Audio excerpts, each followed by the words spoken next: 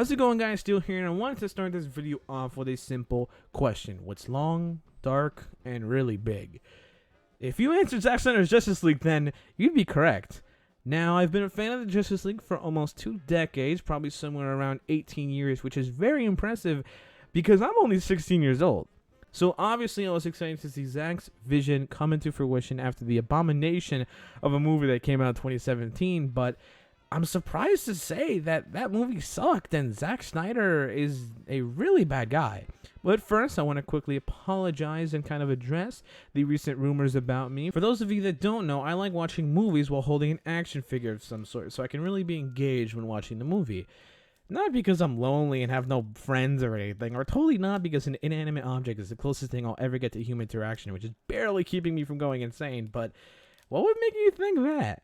Anyways, I tweeted out that I'm finally watching the Snyder Cut, and I would be accompanied by a Steppenwolf figure, but people soon realized that that was a Steppenwolf figure from the garbage 2017 movie, and not from the gift from God that is the 2021 Snyder Cut.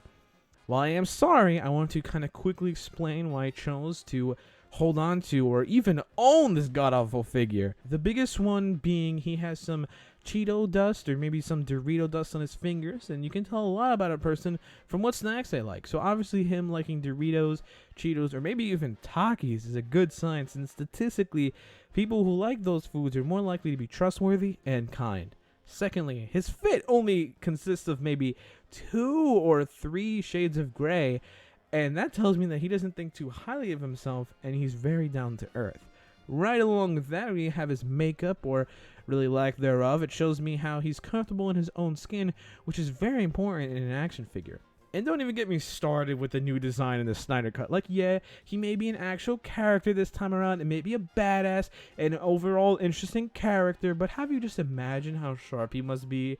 Like, all those spikes and horns jabbing into my hand would really hurt. And come on, you can't possibly tell me this looks any better than this.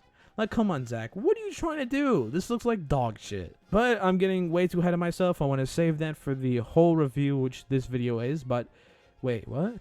Hold on. I just checked Twitter, and apparently Godzilla vs. Kong is out. Oh shit, dude, who cares about Justice League or Zack Snyder? I'm all about watching those Godzilla and Kong movies for the really memorable characters. The really memorable and engaging ones, which is pretty much all of them. Like, I can't think of a character that is not really memorable or engaging. I would name them all, but like I don't have enough time because I really want to go watch that movie. And I guess I would mention that the fights, like the big CGI things, are kind of impressive. They're kind of cool, but like, who really wants to see that? I'm all for the characters.